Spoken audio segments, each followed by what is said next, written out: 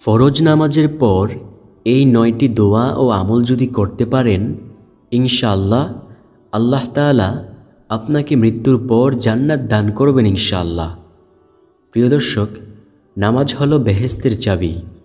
হাশরের ময়দানে জান্নাতের গেইটের মধ্যে কিছু সংখ্যক লোক গিয়ে দাঁড়িয়ে থাকবে। ফেরেশতারা বলবে, তোমরা কেন এখানে দাঁড়িয়ে আছো? তারা বলবে, আমরা জান্নাতে ঢুকতে চাই, কিন্তু আমরা যে জান্নাতে ঢুকব, জান্নাতের গেইটের মধ্যে তো তালা দেওয়া। তো তারা ফেরেশতাকে বলবে, জান্নাতের গেইটের তালাটা একটু খুলুন। ফেরেশতা বলবে, জান্নাতের এই গেইটের তালার চাবি তো আমার কাছে নেই, এই তালার চাবি তো তোমাদের কাছেই। তখন তারা আশ্চর্য হয়ে যাবে।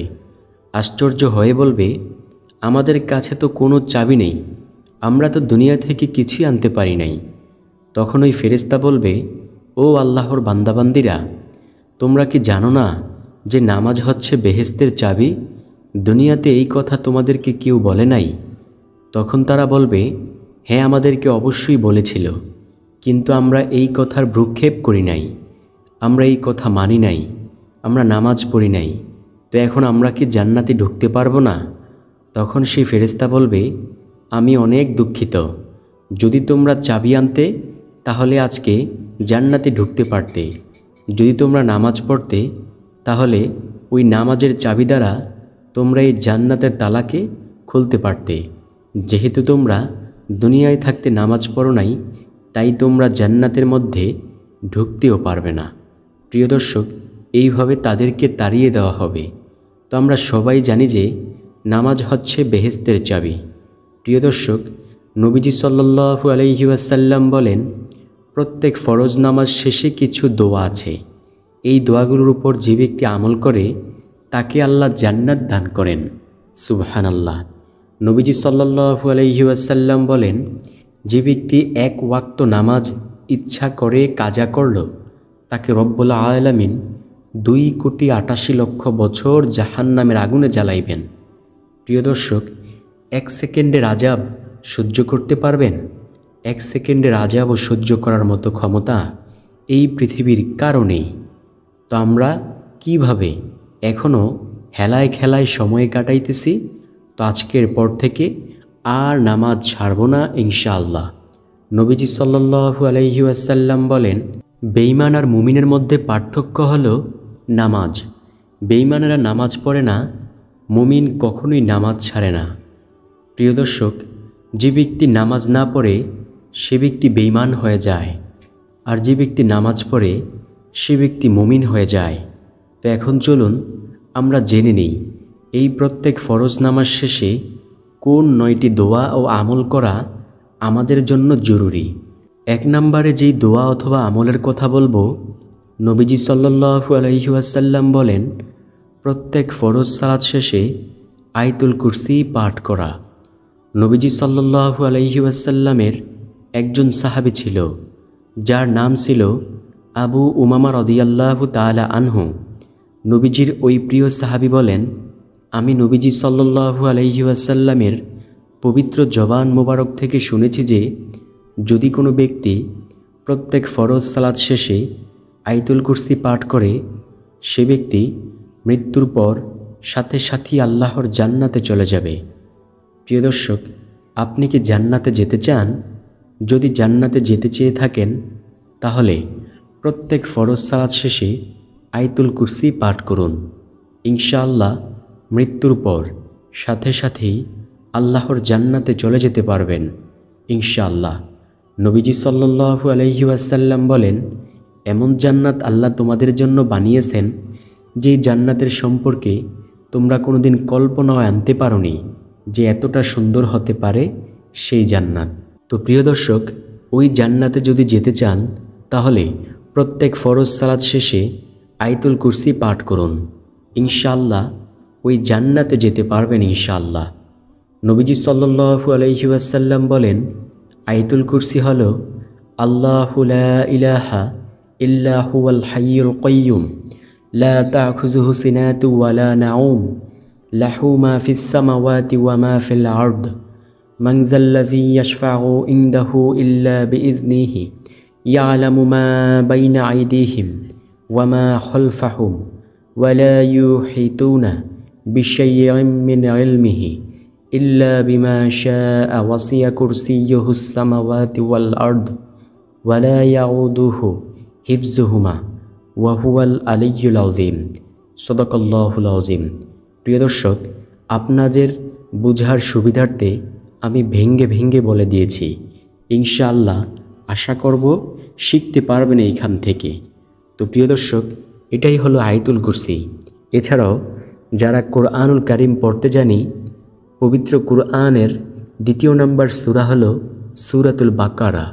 এই ২য় নম্বর সূরার ২৫৫ নং আয়াত হলো আয়াতুল কুরসি। প্রিয় দর্শক, কোনো ব্যক্তি যদি প্রত্যেক ফরজ সালাত শেষে আয়াতুল কুরসি পাঠ করে, সে মৃত্যুর পর সাথে সাথেই আল্লাহর জান্নাতে চলে যেতে পারবে। সুবহানাল্লাহ। ২য় নম্বর দোয়া হলো, নবীজি সাল্লাল্লাহু আলাইহি ওয়াসাল্লাম বলেন, তোমরা বলো, লা ইলাহা ইল্লাল্লাহু লাহুল মুলকু ওয়া লাহুল হামদু ওয়া হুয়া আলা কুল্লি শাইইন কদির।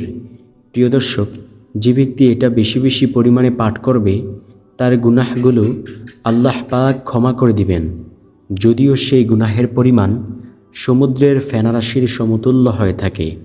তো আমরা কোন দোয়াখানা পাঠ করব? লা ইলাহা ইল্লাল্লাহু লাহুল মুলকু ওয়া লাহুল হামদু ওয়া হুয়া আলা কুল্লি শাইইন কদির। ইনশাআল্লাহ আল্লাহ পাক আমাদের গুনাহগুলোকে ক্ষমা করে দিবেন। প্রিয় দর্শক, এই দুনিয়াতে তো গুনাহের কাজ কম করলাম না। প্রতিটা সেকেন্ডে সেকেন্ডে, প্রতিটা মুহূর্তে মুহূর্তে, প্রতিটা ক্ষণে ক্ষণে গুনাহের কাজ করেই চলছি। এত গুনাহের কাজ করার পরেও আল্লাহ তাআলা কোনো দিন মানুষের সামনে সেই গুনাহগুলোকে প্রকাশ করে আমাদেরকে লজ্জিত করেন নাই।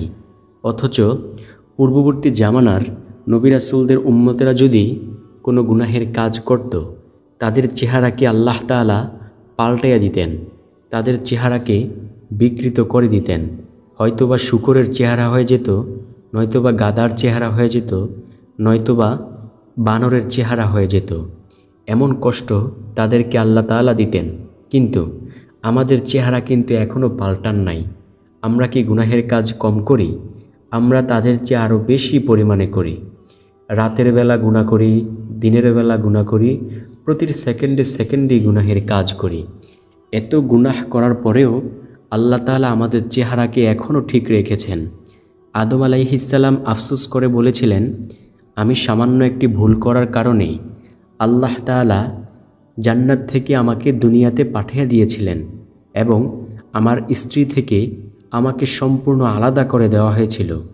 কিন্তু আখির নবীর উম্মতরা এমন হবে যে তারা সারাটা জীবন ভর গুনাহের কাজ করলেও তাদের স্ত্রী থেকে তাদেরকে আলাদা করে দেওয়া হবে না, শুধুমাত্র আখির নবীর বরকতে। তাই তো কত নবী রাসূল আল্লাহর কাছে কান্না করে বলেছিলেন, আল্লাহ আমাদেরকে তুমি নবী না বানাইয়া যদি আখির জামানার পয়গম্বরের উম্মত বানাইতা, জীবনটা বড়ই ধন্য হয়ে যাইত। তাই প্রিয় দর্শক, আমরা বেশি বেশি পরিমাণে এই দোয়াখানা পাঠ করার চেষ্টা করব। আল্লাহ পাক আমাদের গুনাহগুলো ক্ষমা করতে থাকবেন। তো কোন সেই দোয়া? সেই দোয়াটা হলো, লা ইলাহা ইল্লাল্লাহু লাহুল মুলকু ওয়া লাহুল হামদু ওয়া হুয়া আলা কুল্লি শাইইন কদির। ৩য় নম্বর যেই দোয়ার কথা বলবো, সেই দোয়াটা হলো, যে কোনো একটা ইস্তেগফার পাঠ করেন। আপনি যেই ইস্তেগফার পারুন না কেন, আমি 3টি ইস্তেগফারের কথা বলবো, আপনি চাইলে এগুলো পাঠ করতে পারেন। 1 নম্বর ইস্তেগফার হলো আস্তাগফিরুল্লাহ, এটা চাইলে আপনি পাঠ করতে পারেন। 2য় নম্বর ইস্তেগফার হলো রব্বিগফিরলি ওয়া আতুবু আলাইয়া ইন্নাকা আনতাত তাওয়াবুর রহিম।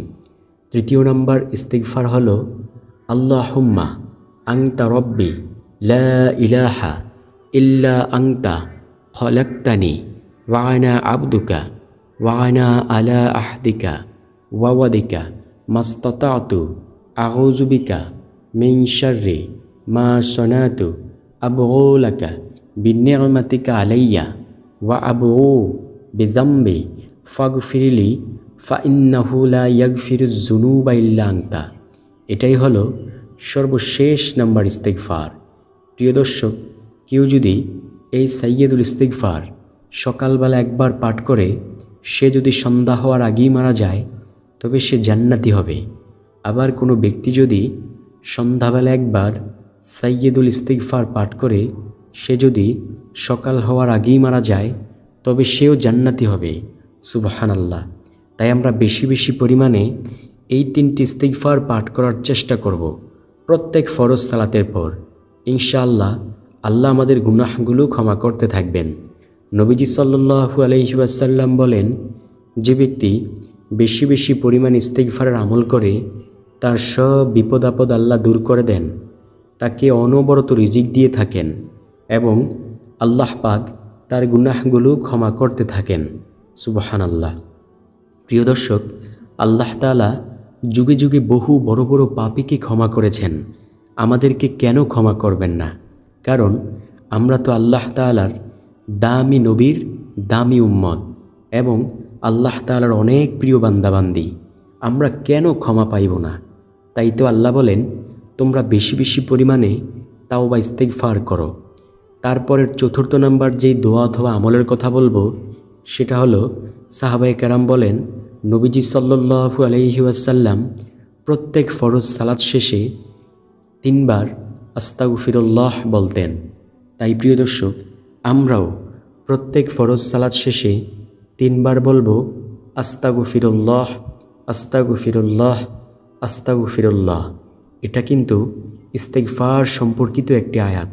আমরা যদি বেশি বেশি পরিমাণে পাঠ করতে পারি আল্লাহ তাআলা আমাদেরকে অবশ্যই কবুল করে নেবেন ইনশাআল্লাহ। প্রিয় দর্শক, আল্লাহর কাছে যে যা চায় তাই কিন্তু পায়, আল্লাহ তাকে তাই দান করেন। আপনি ভালো চাইলে ভালোই পাইবেন, আপনি যদি মন্দ চান আল্লাহ তো আপনাকে মন্দ দিতে চাইবে না, কিন্তু শয়তান আপনাকে জোর করিয়ে সেই মন্দের পেচের মধ্যে ফেলে দিবেন। তাই প্রিয় দর্শক, আমরা সব সময় আল্লাহ তাআলার নিকট ভালো কিছু কামনা করব ইনশাআল্লাহ। প্রিয় দর্শক, তারপরের যে আমলের কথা বলবো, অর্থাৎ 5ম নাম্বার যেই দোয়া অথবা আমলের কথা বলবো, নবীজি সাল্লাল্লাহু আলাইহি ওয়াসাল্লাম বলেন, তোমরা বেশি বেশি পরিমাণে এই দোয়াখানা পাঠ করো, সুবহানাল্লাহি ওয়ালহামদুলিল্লাহি ওয়ালা ইলাহা ইল্লাল্লাহু ওয়াল্লাহু আকবার। এই দোয়াখানা যদি পাঠ করতে পারো, যেমনইভাবে শীতকালীন সময়ে গাছের পাতাগুলো আল্লাহ তাআলা ঝেড়ে ফেলে দেন, ঠিক তেমনইভাবে তোমাদের আমলনামা থেকে রব্বুল আলামিন গুনাহের ময়লাগুলো ঝেড়ে ফেলে দিবেন। সুবহানাল্লাহ। প্রিয় দর্শক, নবীজি সাল্লাল্লাহু আলাইহি ওয়াসাল্লাম ও আবু হুরায়রা রাদিয়াল্লাহু তাআলা আনহু কোনো এক জায়গায় যাচ্ছেন। নবীজি সাল্লাল্লাহু আলাইহি ওয়াসাল্লাম আবু হুরায়রা রাদিয়াল্লাহু তাআলা আনহুকে ডেকে ডেকে বললেন, ও আবু হুরায়রা, দেখো। এই বলে নবীজি সাল্লাল্লাহু আলাইহি ওয়াসাল্লাম একটি গাছের ডাল ধরলেন, জোরে ঝাঁকি দিলেন, এতে করে ওই গাছ থেকে কিছু পাতা ঝরে পড়ল। নবীজি সাল্লাল্লাহু আলাইহি ওয়াসাল্লাম বলেন, ও আবু হুরায়রা, এই যে আমি ঝাঁকি দেওয়ার কারণে কিছু গাছের পাতা ঝরে পড়ে গেল। আবু হুরায়রা, কোনো ব্যক্তি যদি এই 4টি জিকির একত্রে করতে পারে, অর্থাৎ সুবহানাল্লাহি ওয়ালহামদুলিল্লাহি ওয়ালা ইলাহা ইল্লাল্লাহু ওয়াল্লাহু আকবার, এই 4 জিকির একত্রে করলে তার আমলনামা থেকে গুনাহের ময়লাগুলো ঠিক এমনইভাবে রব্বুল আলামিন ঝেড়ে ফেলে দিবেন। সুবহানাল্লাহ। তাই আজকের পর থেকে বেশি বেশি পরিমাণে এই 4 জিকির একত্রে করার চেষ্টা করব। 6ষ্ঠ নাম্বার যে আমল অথবা দোয়ার কথা বলবো, সেই দোয়াখানা হলো, বেশি বেশি পরিমাণে আপনি বলবেন সুবহানাল্লাহি ওয়া বিহামদিহি। নবীজি সাল্লাল্লাহু আলাইহি ওয়াসাল্লাম বলেন, যে ব্যক্তি প্রতিদিন 100 বার বলে সুবহানাল্লাহি ওয়া বিহামদিহি, তার আমলের দাম হাশরের মাঠে সবচেয়ে বেশি হবে। সাহাবায়ে কেরাম প্রশ্ন করলেন, ইয়া রাসূলুল্লাহ সাল্লাল্লাহু আলাইহি ওয়াসাল্লাম, অন্য কারো আমলের দাম কি এর চেয়ে বেশি হবে না? নবীজি সাল্লাল্লাহু আলাইহি ওয়াসাল্লাম বলেন, হ্যাঁ, ওই ব্যক্তির আমলের দামই এর চেয়ে বেশি হবে যে ব্যক্তি সুবহানাল্লাহি ওয়া বিহামদিহি 100 বার থেকেও বেশি পরিমাণে পাঠ করতে পারবে। নবীজি আরও বলেন, কোনো ব্যক্তি যদি দৈনিক 100 বার বলে সুবহানাল্লাহি ওয়া বিহামদিহি, তাহলে রব্বুল আলামিন তার গুনাহগুলোকে ক্ষমা করে দিবেন, যদিও সেই গুনাহের পরিমাণ সমুদ্রের ফেনারাশির সমতুল্য হয়ে থাকে। আল্লাহু আকবার। তাই আজকের পর থেকে এটা বেশি বেশি পরিমাণে পাঠ করার মতো চেষ্টা করব ইনশাআল্লাহ। 8 নাম্বার যে আমলের কথা বলবো, সে আমলটি ভালো বেশি বেশি পরিমাণে যে কোনো একটি দরুদ পাঠ করবেন। নবীজি সাল্লাল্লাহু আলাইহি ওয়াসাল্লামকে হাশরের মাঠে কাছে পেতে চাইলে বেশি বেশি দরুদ পাঠ করা অনেক জরুরি। প্রিয় দর্শক, যেই দরুদের কথা বলবো সেই দরুদটি হলো আল্লাহুম্মা সাল্লি আলা মুহাম্মাদিউ ওয়া আলা আলি মুহাম্মাদ বারিক ওয়া সাল্লিম। ইনশাআল্লাহ বেশি বেশি পরিমাণে এই দরুদখানা পাঠ করার মতো চেষ্টা করব। আল্লাহ আমাদেরকে সেই তৌফিক, হিম্মত, ধৈর্য, শক্তি, সাহস দান করুক। নবীজি সাল্লাল্লাহু আলাইহি ওয়াসাল্লাম বলেন, উম্মতেরা তোমরা বেশি বেশি পরিমাণে দরুদ পাঠ করিয়া আমি নবীকে হাশরের ময়দানে সুপারিশ করার জন্য সাহায্য করিও। সুবহানাল্লাহ। প্রিয় দর্শক, এই হাদিস থেকে এটাই স্পষ্ট প্রতীয়মান যে যে ব্যক্তি নবীজি সাল্লাল্লাহু আলাইহি ওয়াসাল্লামের প্রতি বেশি বেশি দরুদ পাঠ করবে, নবীজি তাকে হাশরের ময়দানে সুপারিশ করবেন। সর্বশেষ নাম্বার যে আমলের কথা বলবো, সে আমলটি হলো এই দোয়াখানা বলবেন, রব্বানা জলামনা আনফুসানা ওয়া ইল্লাম তাগফির লানা ওয়া তারহামনা লানাকুনান্না মিনাল খাসিরিন। এই 9টি দোয়া অথবা আমল বেশি বেশি পরিমাণে করবেন। ইনশাআল্লাহ আল্লাহ তাআলা মৃত্যুর পর অবশ্যই জান্নাত দান করবেন, যদি তাওবার মতো তাওবার জিন্দেগি লইয়া কবরের জিন্দেগিতে যাইতে পারেন। তো প্রিয় দর্শক, আশা করছি ভিডিওটি আপনাদের কাছে ভালো লাগবে। ভালো লাগলে